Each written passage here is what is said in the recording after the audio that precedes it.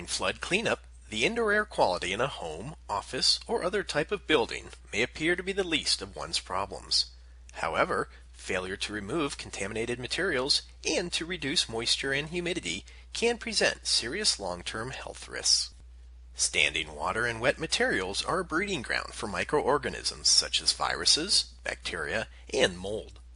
Many of these contaminants can become airborne and be inhaled, causing disease, triggering allergic reactions, and continuing to damage materials long after the flood. If floodwater contains sewage or decaying animal carcasses, infectious disease is a major concern. Even when flooding is due to rainwater, the growth of microorganisms can cause allergic reactions and other conditions in sensitive individuals. For these health reasons, and to lessen structural damage, all standing water should be removed as quickly as it is safe to do so. Excessive moisture in a structure after a flood is an indoor air quality concern for a number of reasons, including any microorganisms brought into a building during flooding may present a health hazard. These organisms can penetrate deep into soaked, porous materials and later be released into the air or water. High humidity and moist materials provide ideal environments for the excessive growth of microorganisms that were already present in the home before the flood.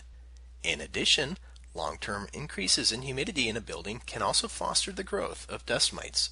Dust mites are a major cause of allergic reactions and asthma. The drying out process can take time, and the growth of microorganisms will continue as long as there is moisture or the humidity is high. Some materials tend to absorb and keep water more than others.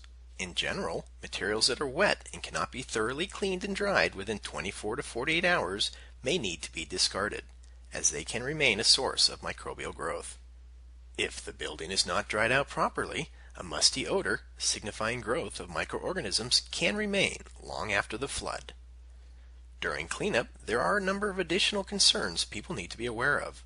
These include everything from electrical hazards to exposure to lead dust and asbestos, among others.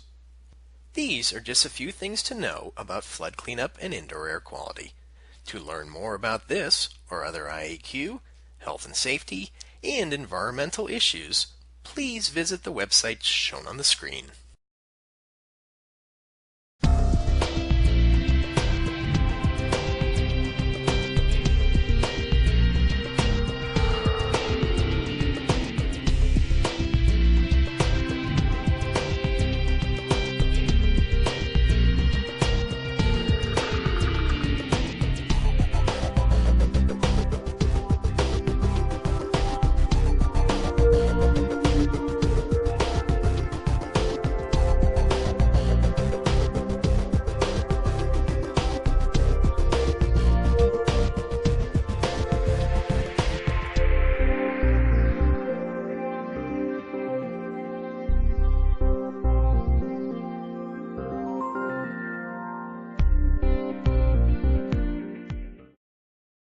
IAQ TV, the place to be.